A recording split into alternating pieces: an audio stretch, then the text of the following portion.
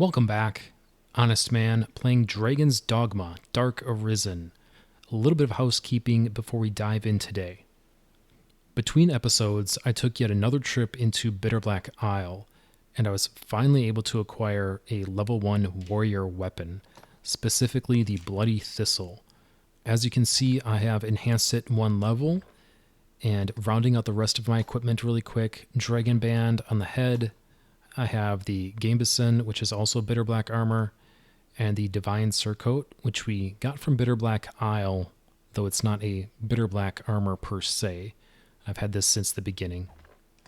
On the hands, we have Blessed Sleeves, that's a Bitterblack armor. On the legs, Assault Boots, enhanced to level 2, and Twisted Leathers. For the cloak, I have the Alchemical Cloak. I switched into this. I really like the fire resistance here. And then my rings, the Ring of Perseverance from episode 2, as well as the Virtuoso ring that features strength and stagger power. For my main pawn, he has the Triple Tooth, which I enhanced to level 2, Immortal's Helmet, which is a Bitterblack armor, Silver Chest Plate, enhanced to level 3, and the Malorian Plate that we picked up not long ago, enhanced to level 2. On the arms, he has the Crested Arm Guards, that's a Bitterblack armor. Again, he has his own set of Assault Boots, also enhanced to level 2, and Worker's Pants level 3. For the cloak, he has a level 2 Nomad's Cloak. This is a Bitterblack armor. And for rings, I have the Barbed Nails, which increases knockback, and a Virtuoso ring that boosts strength.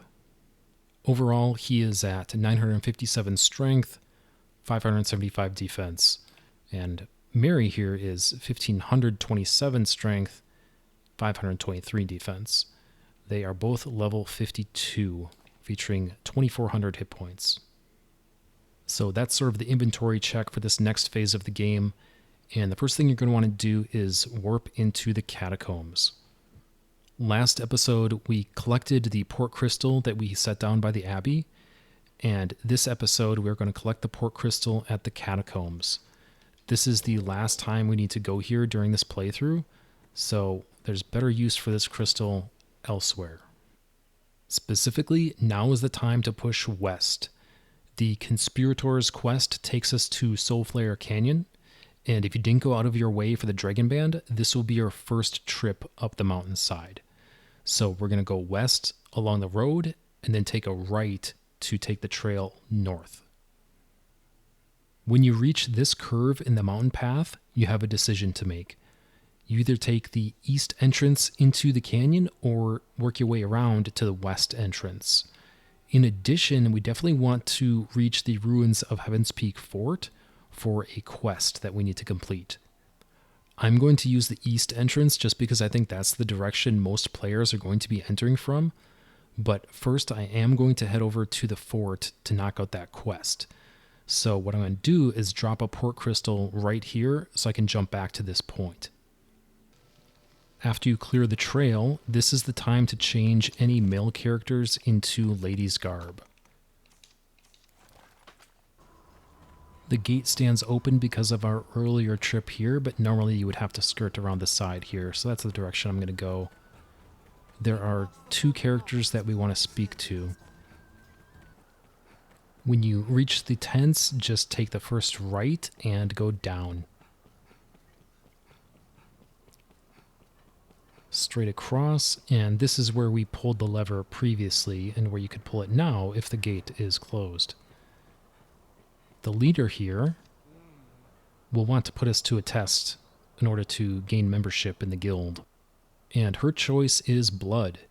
In Thick as Thieves, she wants us to kill some rival bandits who just happen to have the misfortune of being born with penises, which is apparently a horrible offense to these women. That's pretty far out of our way though, so let's see if we can find a better option. If we take a right here, we can find a ladder down, which deposits us on the opposite side of the gate. And in this area, or hereabouts, there should be another member of the bandits. There she is. Her favorite, the... I've learned what to do in this quest. she presents us with an alternative to completing Thick as Thieves, which is to take care of her pet cyclops. This is very close, so we can knock this out very quickly. As you can see, we just need to continue due west. And again, if this is your first trip into Barta Crags, now would be an excellent time to head south of the lake and retrieve the journal entry that was down there. Continuing our way west, we find an enclosure of sorts, which houses the pet cyclops. We have to feed it though, so just need to find something suitable. Like a goblin.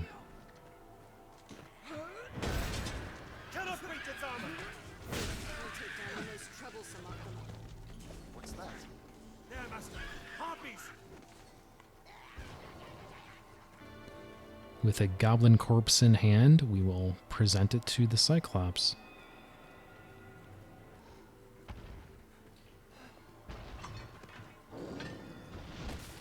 There we go.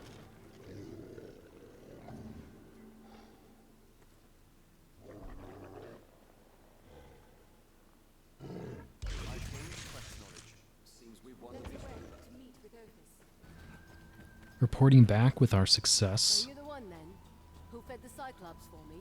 You're quite well. May have I've gained quest knowledge. And then reporting to the leader. One of my girls tells me you fed my cyclops. I've learned what to do in this quest. And just like that, we are honorary members of this first, last, and only generation of all-female bandits. Warping back to our port crystal on the mountain path, we can gather that up and proceed to the entrance to the cave.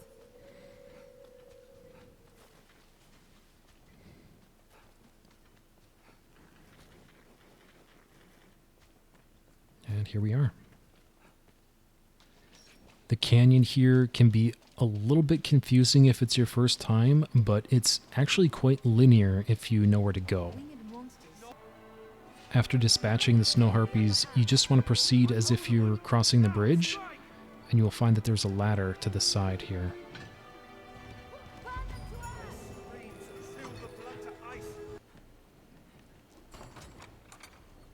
Of course, we find the final journal entry here. Wonder what's become of the author. If you make too much haste coming up this ladder and going to the left, you might miss the chest. So be sure that you don't and you grab the journal entry. When you reach the fork in the path, going left will take you to the west entrance/exit. Going right takes us further in. Now, very long ago in episode 2, on our first trip to Bitterblack Isle, we collected a quest called an Unseen Rival 1. For this quest, you have to slay the Cyclops in Soulflayer Canyon, which means that the Cyclops that would typically be here is now a Cyclops. I consider that a good thing, not a bad thing. 1, because it'll get us a second immortal helmet, and 2, because hopefully he'll drop some useful things as well.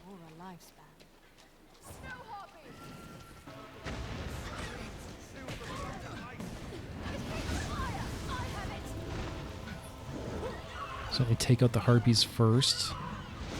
The terrain here is very precarious with this narrow ledge.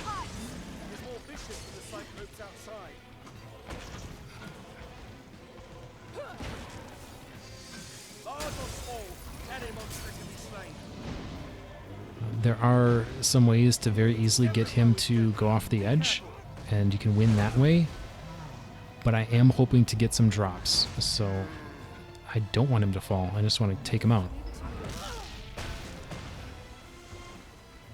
But I have to be careful not to fall myself.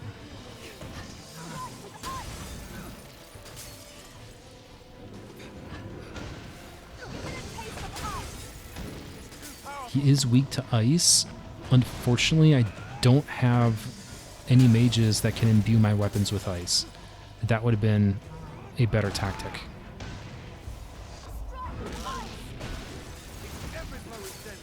But I think we'll be okay.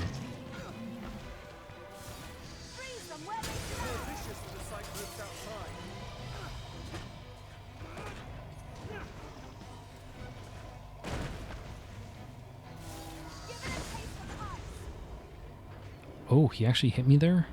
That's not great.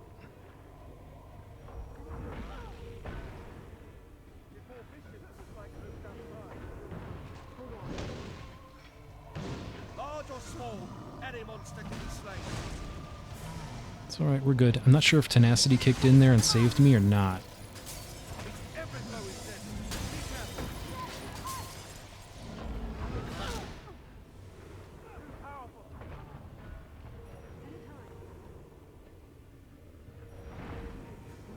Alright, I'm actually going to break down and do a little bit of food here. How about a pumpkin?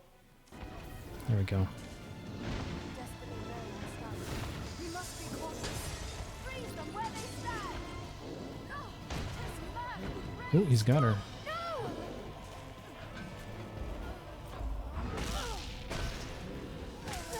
Help! Please help me.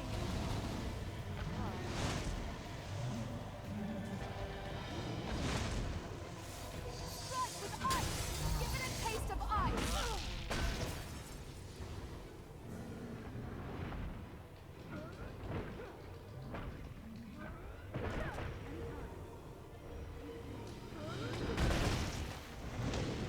I'm desperately low on stamina. Freeze them where they stand. It's raw. Oh, he fell. Alright, unfortunately we didn't get any loot, but we succeeded in defeating the Gorklops. The second Immortal's helmet here is a very big upgrade for me, but I honestly can't bring myself to do it. I think I have to keep with the Dragon Band just for aesthetics for this playthrough. After the bridge and the boss fight, you'll reach a series of platforms that are one-way trips sliding down. You want to make sure you stay to the left. And that will let you access this area, which is where we need to go. If you make the mistake of getting too far right back there, it'll take you all the way back to the beginning, and you kind of have to do it all over again. Just a little further along, there's another fork that you're not going to be able to see until it's too late. But hopefully you can see from the map here, if we go left again, it's going to take us onto this path, which is going to take us all the way around. And that's not what we want. So this time, you need to stick to the right to be able to get to the area to complete the quest. So left on the first set, and then right on the second.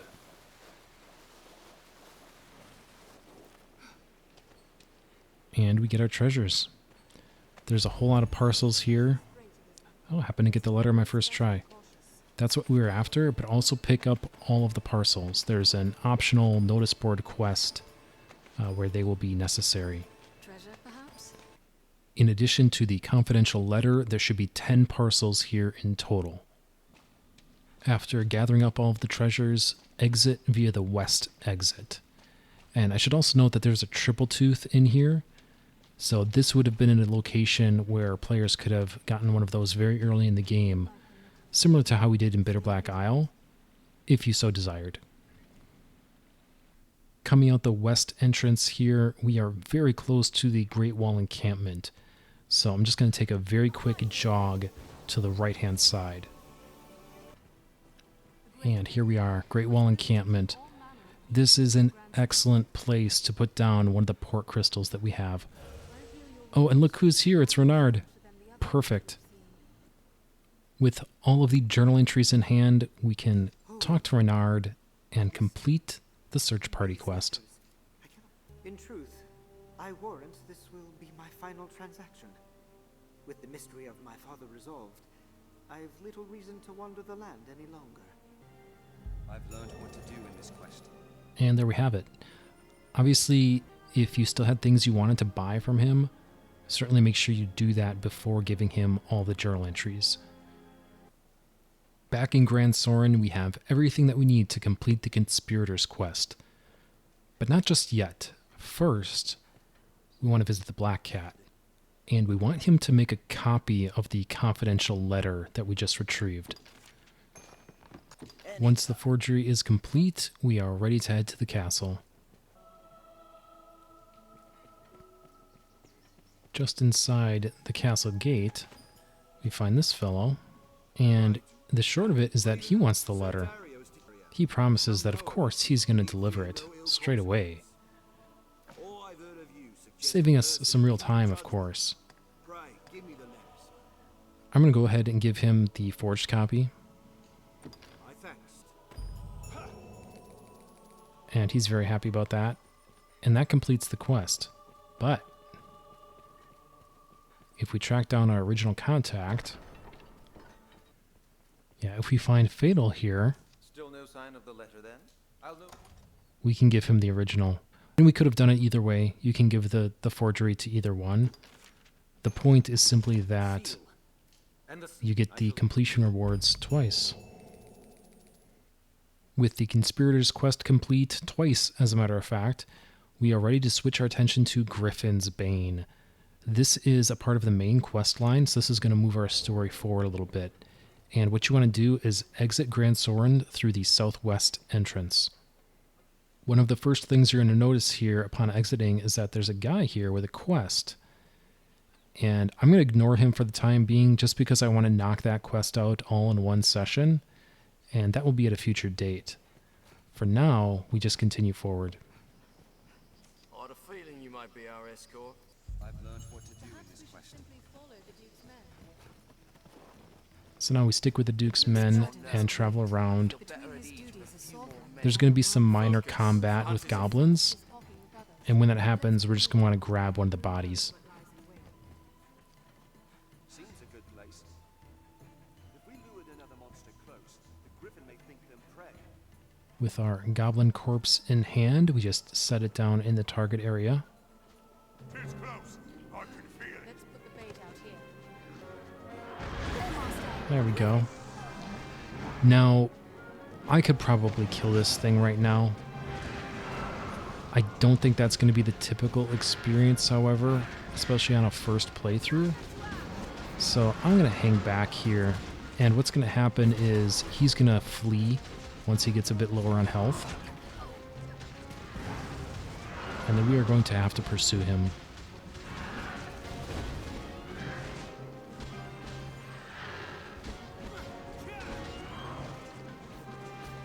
Do not allow it flight! Mount it ere it takes to the sky!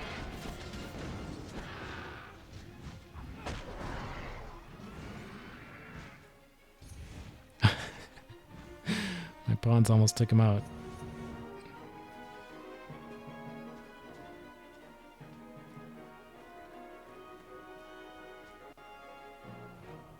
That updates our quest marker to the Blue Moon Tower, which is going to be quite a walk. Fortunately, we still have our port crystal over by Windbluff Tower, so the best bet here is to warp there and then proceed to walk northeast. When you reach the fork in the road, you're going to want to go right. It's probably a good idea, however, to put down your port crystal because we're going to want to take the left path in the future, so this will save us a little bit of time.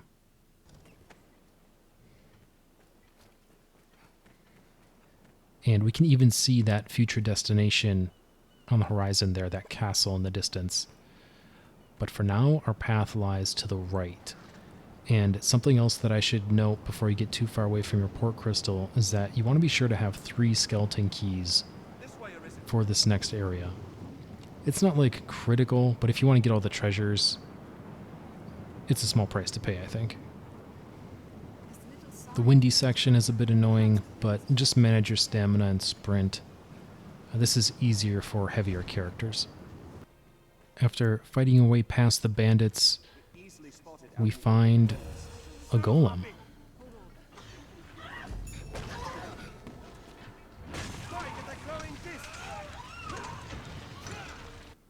Past the golem on the left-hand side, you'll find an entrance.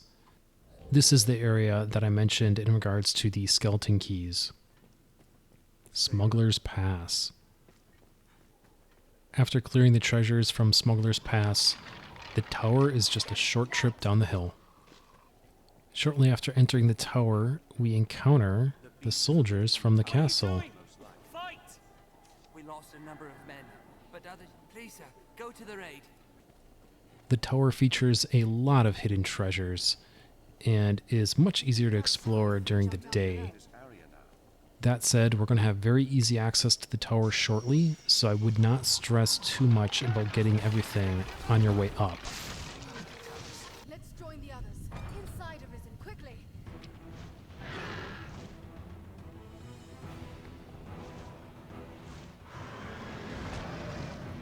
The gate is near fallen. Help me! Through here and up the tower stair. Quickly! Break down the door. 'Tis dangerous to linger here. The Griffin comes. Onward, master.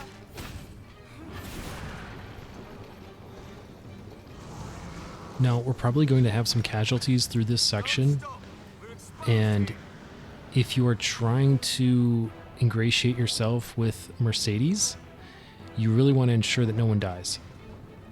I don't particularly care about Mercedes, so I'm not going to worry about it too much, but just be aware of that. If that's your love interest or whatever, you're going to want to save these guys, and that might mean bringing along a bunch of wake stones to resurrect them.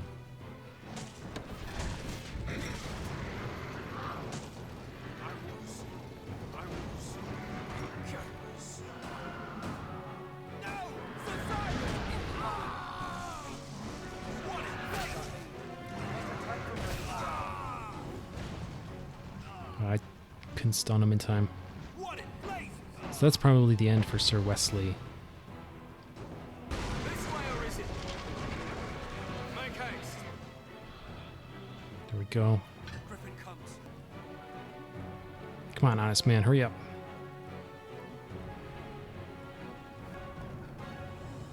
We've There, made it master. through. Griffins. Come.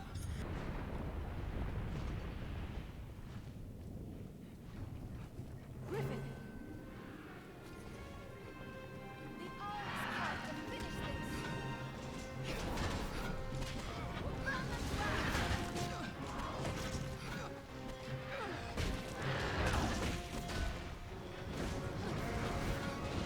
You've my support. It's fallen. Strike. Solid ground. The advantage is ours. Yeah, absolutely murdered. This looks interesting. You've gone and felled the Griffin. With the Griffin slain, be sure to note the port crystal. It's hard to miss, especially at night. And then certainly collect all of the treasures here. Once you've ransacked the tower for everything it's worth, head out the main entrance and put down the port crystal that we just acquired. We're going to be coming back to the tower shortly, so having a crystal here is going to be very helpful. Back in Grandsorn Castle, we bring news of our victory. Welcome back, sir. And that's going to be a wrap. We're going to pick up right back here next time, advancing to our next set of main story quests. Until then, thank you all so much. Please like and subscribe. This has been Honestman and Mary Abernathy, and we will see you next time with more Dragon's Dogma Dark Arisen.